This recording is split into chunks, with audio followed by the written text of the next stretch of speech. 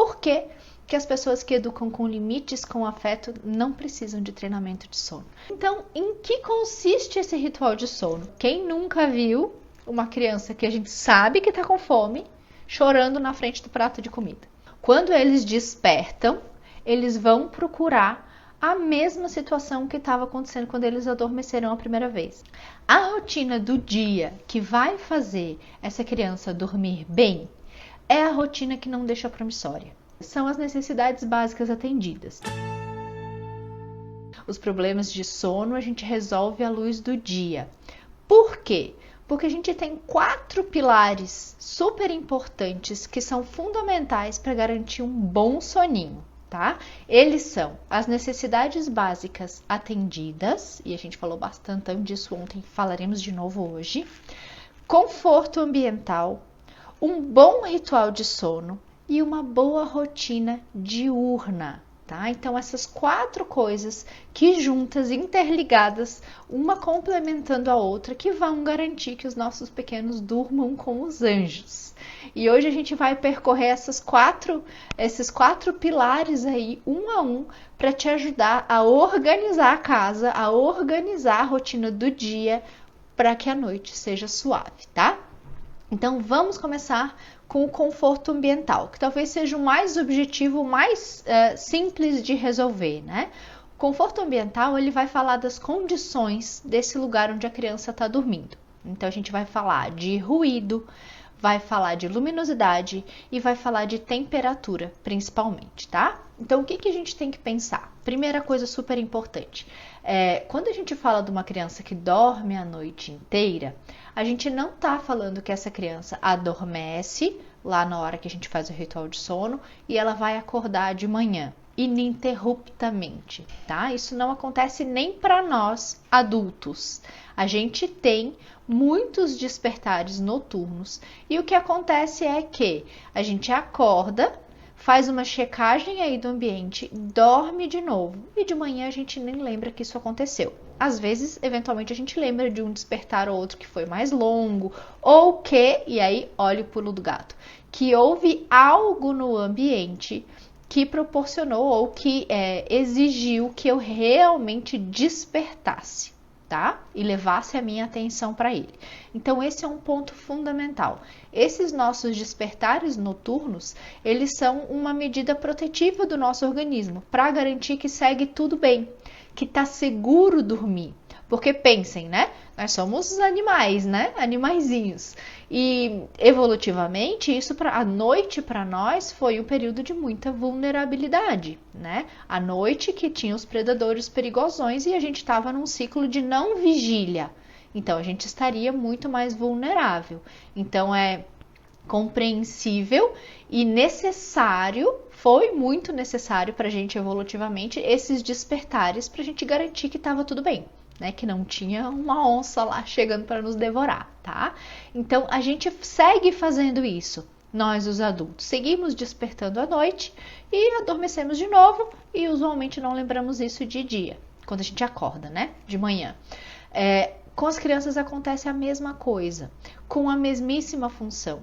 Então, a criança acorda para checar se tá tudo ok naquele ambiente. E aí, olha o nosso pulo do gato. Se a criança acorda e nada nesse ambiente chama a atenção, porque a situação está igual ou muito próxima daquela situação quando a criança adormeceu, a tendência é que ela volte a dormir sem realmente despertar, tá? Então, olha lá, o conforto ambiental tem um papel fundamental nisso. Por quê? Se, quando a criança tem esse despertar aí protetivo, tem uma mudança nesse ambiente, ou seja, a criança dormiu no meu colo, acordou na cama.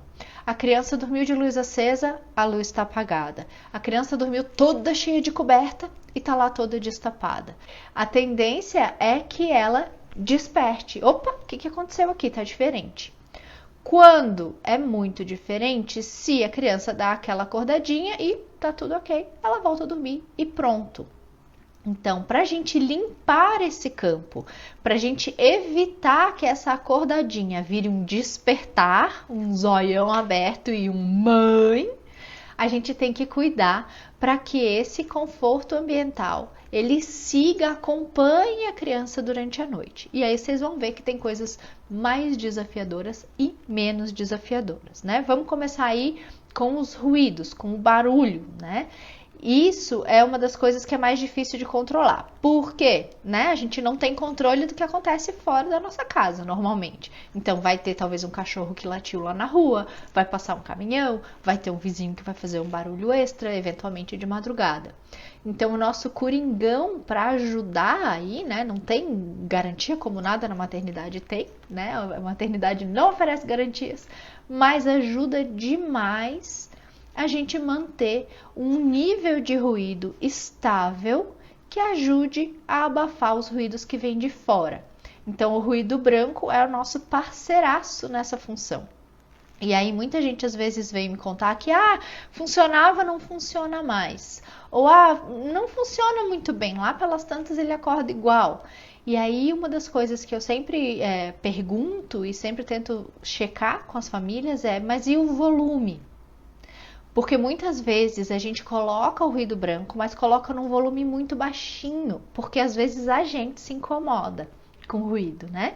Então, o volume do ruído branco precisa ser um volume que realmente abafe esses barulhos que vêm de fora do quarto. Então, ele não é para ser, obviamente, ensurdecedor, mas ele precisa ser num tanto que ele efetivamente faça efeito. Se ele for só um chiadinho lá no fundo, muito baixinho, ele não vai fazer efeito. Então, para a gente mais ou menos testar se está num bom volume, num primeiro momento, nesse primeiro adormecer, a gente mantém esse volume num tanto que eu fechei a porta do quarto e do ladinho da porta, ali do lado de fora, eu ainda escuto. Baixinho, mas escuto, tá? Porque daí ele vai fazer esse efeito de manter ali dentro uma sonoridade mais constante. Depois, vamos supor que é uma criança que dorme cedo, né? E que a casa segue movimentada mesmo depois que a criança dorme. Depois, num segundo momento, quando a gente sabe que a casa vai aquietar, que eu também vou deitar, que a gente vai parar de se mexer e fazer barulho na casa, a gente pode abaixar um pouquinho mais, tá? E aí manter num nível um pouquinho mais baixo.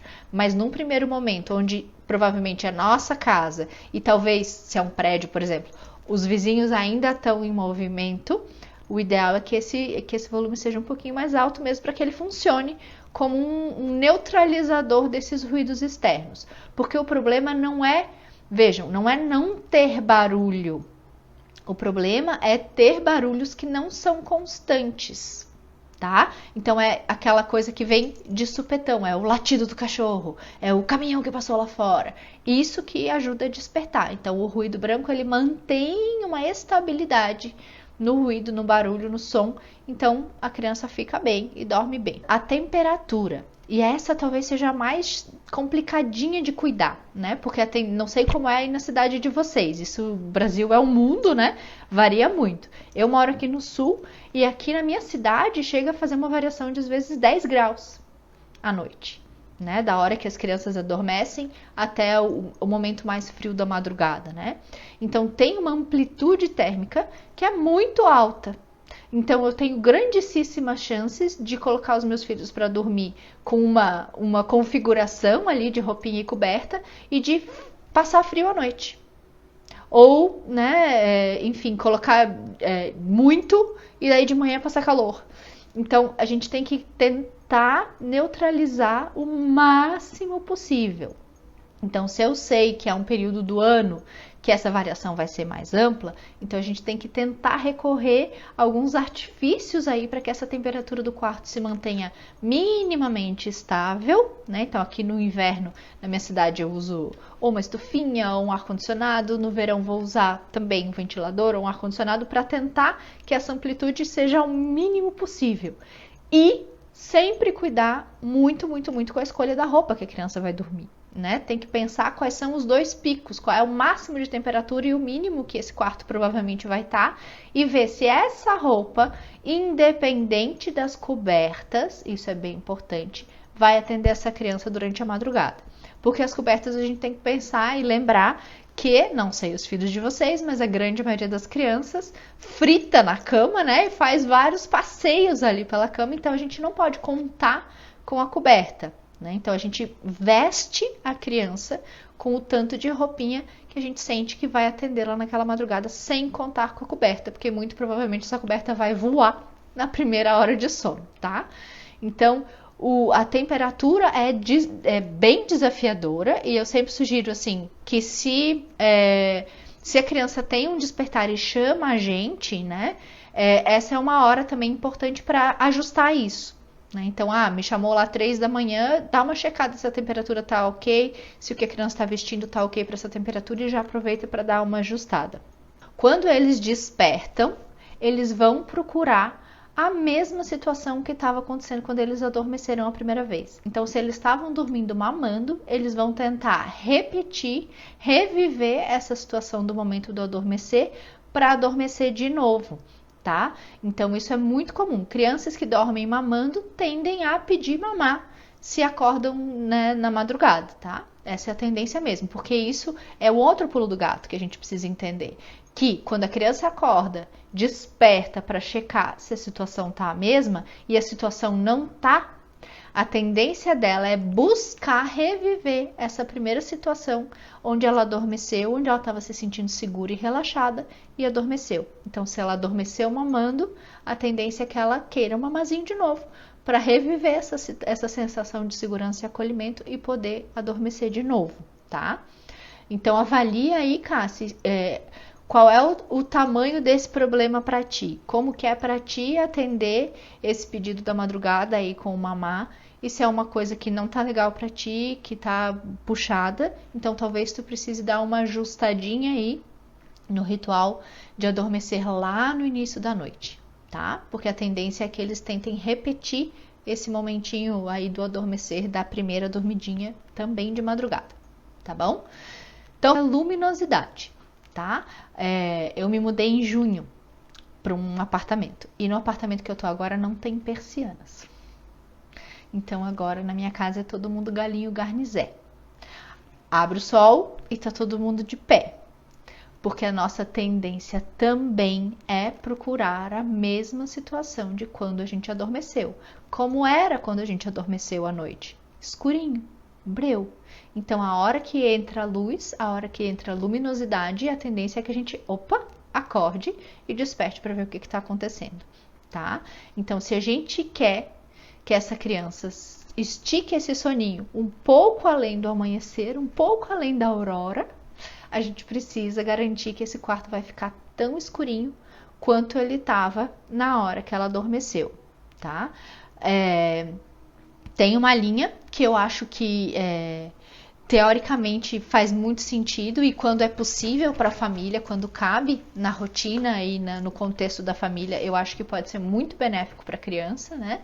Que diz que as crianças devem dormir com o sol e acordar com ele, ou seja, dormir cedinho e acordar cedinho, né? Se o horário que a tua criança fecha com isso, se ela acorda cedinho, mas também dorme cedinho, talvez tu não precise te preocupar com isso, com a persiana. Talvez seja bom, seja legal para tua família que a hora que o sol começa a nascer, que essa criança também comece a fazer se despertar aí devagarinho junto com o sol.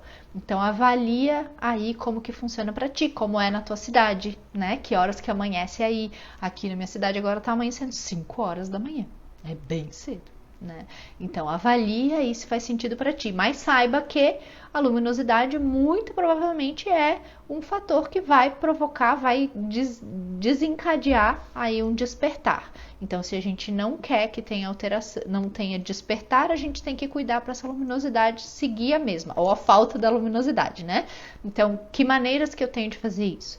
Ou bem, eu tenho uma persiana fera, legal, um blackout, que vai manter breuzão da hora que a criança dorme até a hora que a criança acorda, ou se eu ligo uma luminária fraquinha, uma luzinha indireta, bem fraquinha, eu devo deixá-la acesa a noite inteira. Então, sem alteração. O lance é a gente tentar alterar o mínimo possível o ambiente que a criança está dormindo, tá? Então, se tinha a luzinha acesa quando ela dormiu, segue a luz acesa. Se estava tudo escurão, segue escurão, tá bom? Então, o conforto ambiental, ele vai nos ajudar, assim, para que o ambiente tenha o mínimo de influência possível nesses eventuais despertares noturnos, tá? Ele não resolve a nossa vida, só cuidar do conforto ambiental não vai garantir uma excelente noite de sono, mas vai ajudar muito a evitar esses despertares desnecessários que são, assim, dessas coisas do ambiente. E muitas vezes a gente tem muitos despertares por isso, tá? Junto com o conforto ambiental, tem isso que a gente está falando da criança quando acorda, procurar a mesma situação que ela tinha quando ela adormeceu. Então, isso vai além da temperatura, vai além do som e vai além da luminosidade. Isso também vai incluir a pessoa que estava com ela, se essa pessoa estava com ela no colinho, ou se estava deitada do lado da cama, se estava mamando, se estava com a chupeta, se adormeceu no mesmo lugar, né? O que é muito comum, especialmente com as crianças menores. A gente fazer dormir num lugar e depois levar para a caminha. Então, faz dormir amamentando no sofá e depois põe no berço. Ou faz dormir junto na cama do casal e depois põe na sua cama. Então, não é que a gente não possa fazer isso, vejam, não é que a gente não possa fazer isso, mas é entender que isso é uma das coisas que muito provavelmente vai, na hora que a criança despertar, se ela despertar, vai fazer com que ela acorde mesmo, tá? Então, sempre que a gente puder ir criando o nosso ritual e a nossa rotina para atender essa necessidade de manter a situação durante a madrugada inteira, vai nos favorecer, né? Aliás, tudo isso que a gente está falando aqui, se fizer sentido na tua casa para tua família, né? Porque tem famílias que não estão conectadas com essas coisas que a gente está falando aqui e que as crianças dormem muito bem, obrigada. Né? Então veja aí se faz parte se faz sentido aí no que acontece na tua casa, tá? A gente está falando aqui de generalidades, de comunalidades. Não quer dizer necessariamente que é disso exatamente que a tua família precisa, tá? Outra coisa são as necessidades básicas atendidas. E isso a gente falou muito ontem, né? Vamos lembrar aqui quais são as 5 necessidades básicas: alimentação e eliminação, descanso, entretenimento, segurança e afeto. Então, se durante o seu dia a criança não teve chance de resolver essas 5 necessidades, se ela está indo para a cama com alguma dessas necessidades muito lá embaixo na reserva do tanquinho, muito precisando atenção, a tendência é que ela tenha uma dificuldade de adormecer ou que ela desperte mais na madrugada. Tá? Então, sempre antes da gente começar o ritual noturno, a gente começa a fazer esse checklist aí mental dessas 5 necessidades e tentar limpar um pouquinho esse campo. Então, se eu já identifico que alguma coisa fugiu da nossa rotina e por isso talvez tenha uma necessidade que esteja mais assim, piscando em neon, é importante que a gente resolva isso antes de começar o ritual do sono. Tá? Ainda que o que a gente identifique seja, por exemplo, descanso. Tá? Então, se eu sei que o dia foi cansativo fisicamente para o meu filho, antes de fazer o ritual do sono, eu vou tentar trazer uma atividade que ajude esse corpinho a dar uma relaxada. Então, vou incluir uma massagem, ou vou deitar com ele no sofá e vou dar umas afofadinhas bem gostosas para esse corpinho ir se soltando. Tá? A gente não deixa para resolver no ritual de sono, a gente organiza antes, porque como a gente falou bastante ontem, é como se a criança tivesse um limiar ali de tolerância. Até um tanto dessa necessidade em aberto, eles dão conta. De um tanto para frente, eles se desorganizam emocionalmente e ainda que eu traga a solução para o problema, ainda que eu traga a solução para essa necessidade, muitas vezes a criança não consegue receber de um tanto para frente, porque ela está muito desorganizada, ela já não consegue mais identificar o que ela precisa, ela já não consegue mais identificar que aquilo que eu estou trazendo é o que ela precisa para resolver o probleminha dela, né? Então, quem nunca viu uma criança que a gente sabe que está com fome, chorando na frente do prato de comida? Porque daí, naquele dia, o macarrão que ela ama, ela não quer e nada tá bom. Por quê? Porque passou desse limiar daquilo que ela tolera e daquilo que ela consegue lidar, tá? E aí a gente tá numa situação já de pré-birra, tá? Então, o que a gente tem que cuidar? Antes do ritual, eu organizo. Pego todas essas promissórias aí do dia, boto na mesa e vejo o que falta aqui. Então, vamos cuidar aqui. Faltou segurança. Peraí, faltou. A rotina estava muito fora. Vamos dar uma resolvida aqui, tá? E usualmente, uma maneira muito eficaz de dar uma resolvida meio geralzona, caso eu não identifique nada pontual, ou assim, eu sei que ele não tá muito legal, mas não sei o que aconteceu, é uma sessãozona caprichada de afofamento. Então, cata esse pequeno, traz pro colo, abraça, faz uma cosquinha gostosa, cheira o cangote, conversa sobre o dia, pergunta o que ele fez, conta o que tu fez, conta para ele como ele é especial, como ele é amado, como é gostoso ser mamãe dele, como tu sentiu falta dele durante o dia no trabalho, conta para ele que, sei lá, se tu viu alguma coisa que lembrou dele durante o dia, compartilha com ele, esteja com ele, afofa ali um pouquinho, deixa ele encher esse tanquinho e aí sim a gente pode começar o ritual de sono, tá? Não comecem o ritual de sono com promissória no bolso. Acerta tudo primeiro para daí começar. Se a gente começa um ritual de sono cheio das promissórias, a tendência é que a gente tenha aquela criança ovo frito, panquequinha na cama, né? Que frita pra lá, frita pra cá, daí ele tem vontade de fazer xixi, daí ele quer água, daí ele tem fome, daí ele quer ler um livro, daí ele quer ler um outro livro, daí ele quer uma outra história, daí ele quer contar. Ou como a minha, né, que começa a fazer perguntas existenciais, né? Que eu já sei que daí, trouxe promissória pra cama. Quando ela começa com as perguntas existenciais, eu já sei que deu ruim, que escapou alguma promissória ali, né? Então, o ritual de sono começa quando a gente encerra o dia, quando a gente resolve as pendências do dia, tá? As pendências relativas a essas 5 necessidades, certo? E o ritual de sono. E aí, então, em que consiste esse ritual de sono? E por que um ritual de sono bem azeitadinho, bem ajustado, bem conectado com o momento dessa criança vai te ajudar a dormir com os anjos e o teu pequeno também, né? Para que serve o ritual de sono?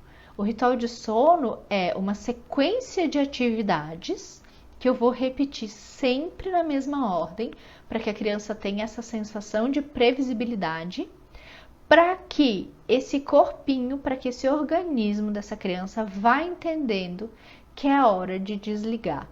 São sinais que eu dou, são pistas que eu vou dando para essa criança em forma de atividades que vão mostrando para esse corpinho, ó, deu, acabou o dia, vamos acalmar, vamos desligar, vamos relaxar, tá? E ai, Bárbara, o que tem nesse ritual? Não sei, o que fizer sentido aí na tua família, tá? O que são os top 10 aí do ritual de sono, né? O que é muito comum que a gente veja nesse ritual de sono?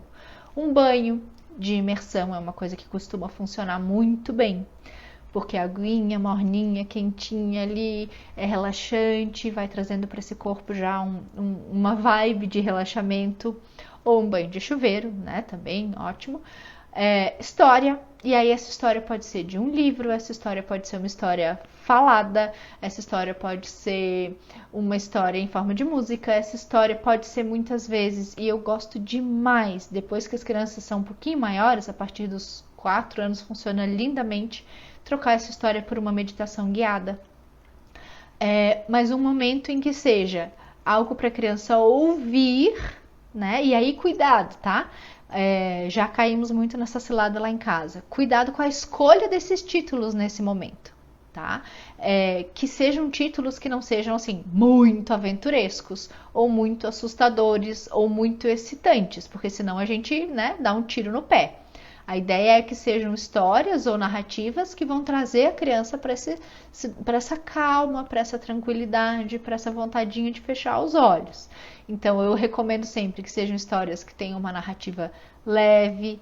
Funciona muito bem histórias com uma narrativa bem repetitiva, como No Quarto da Estelinha, A Casa Sonolenta, que tem versos que se repetem, se repetem, se repetem, se repetem, e tem esse efeito meio de mantra, assim, né? Que a gente vai desligando, assim. Cantoria funciona muito bem, e também vamos de novo cuidar com os títulos. Talvez não seja a hora de cantar aquele rock, né? A gente vai cantar uma baladinha, vai cantar uma música mais tranquila. Massagem costuma funcionar maravilhosamente bem para as crianças, quanto menores mais, eu diria, né? Atividades táteis que vão literalmente mostrando para esse corpinho que tá na hora de desligar. Bárbara, mas eu não sei fazer massagem. Não precisa fazer curso de formação de massagista, tá?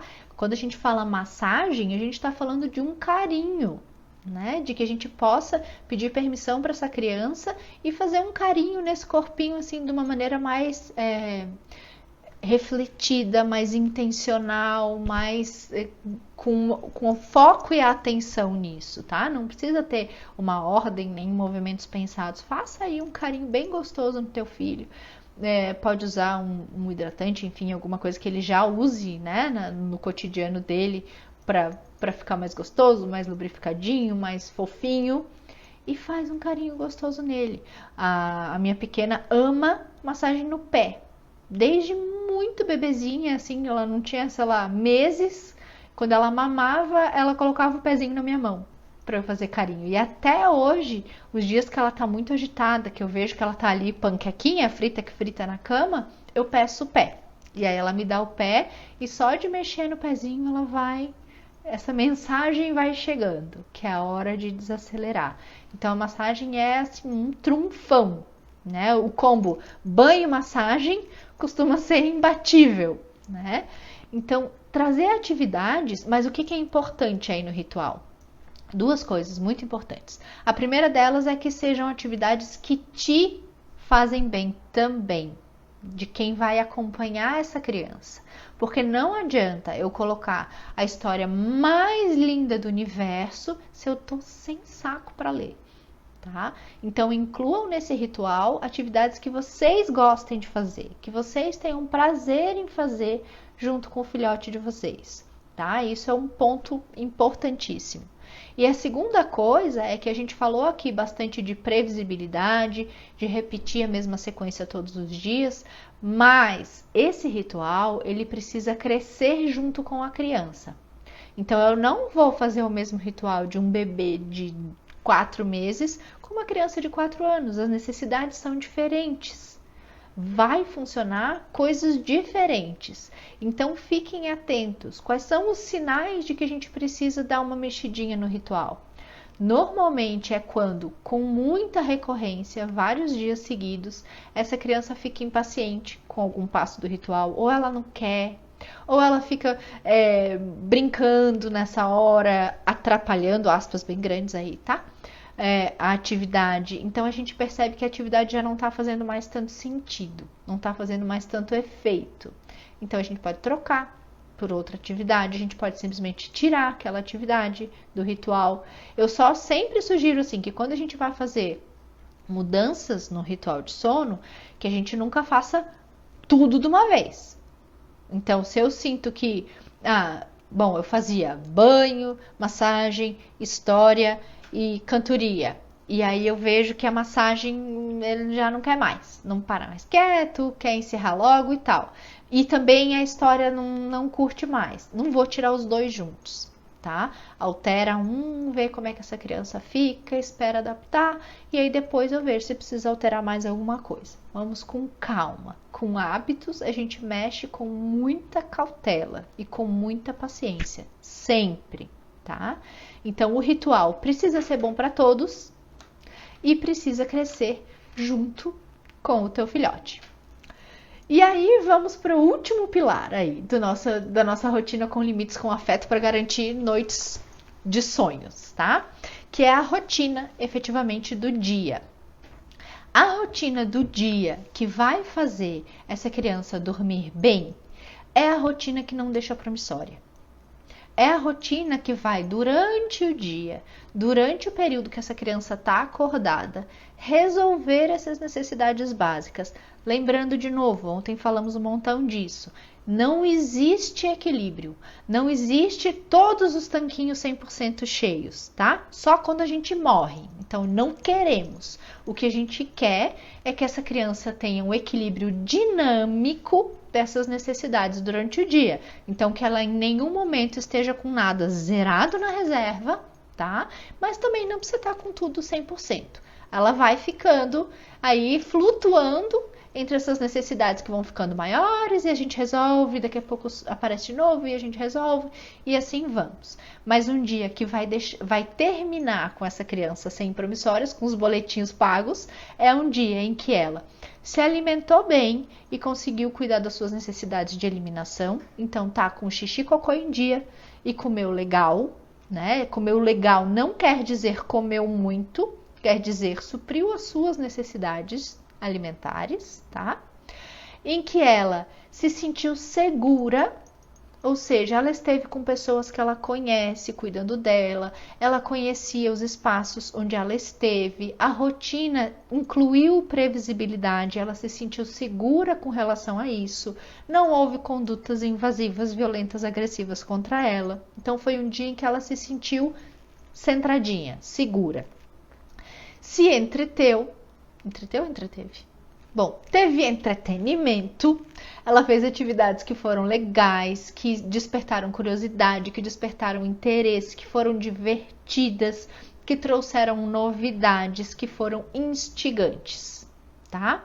Teve atividades de alta exigência energética, atividades de baixa exigência energética com equilíbrio. E essa eu brinco que é a rotina montanha-russa, que é um dos pontos chaves para a gente acabar o dia com essa criança no nível bom de cansadinha, sabe? Cansadinha o suficiente para dormir e não exausta demais que vai atrapalhar esse sono. Então, em que consiste essa rotina montanha-russa?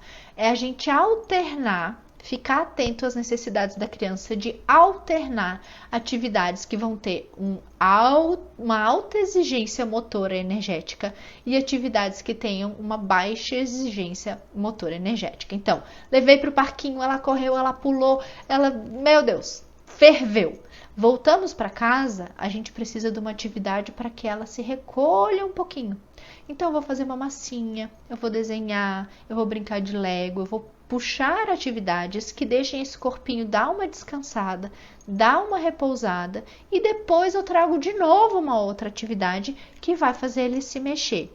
Se a gente segue alternando assim, a gente mantém esse tanquinho equilibrado. E no fim do dia a criança gastou o que precisava e também teve chances de se recolher, de se restabelecer e de descansar para não estar exausta demais, tá? Então, rotina montanha-russa no entretenimento. E aí, essa rotina montanha-russa vai atender o entretenimento e vai atender a necessidade de descanso e sono, que a gente também tem que cuidar durante o dia, né? Então, mesmo que essa criança não faça mais sonecas, que ela tenha momentos, que ela tenha atividades em que ela pode se recolher e se restabelecer um pouquinho energeticamente, tá? Então, momentos de descanso. E por último, e nada menos importante, talvez ou mais importante, afeto. Então, aquele afofamento zero defeitos de manhã cedo, que a gente já tá cansadão de falar aqui, mas que é fundamental. Aquele que a gente pode fazer na cama antes de levantar com a criança, ou que a gente faz ali antes dela começar as atividades do dia, bem afofadinho, bem cheirinho no cangote, bem colinho fofinho, tá? E reforço de dose durante o dia, sempre que a gente sentir que tá necessário. Como que eu sei que tá necessário?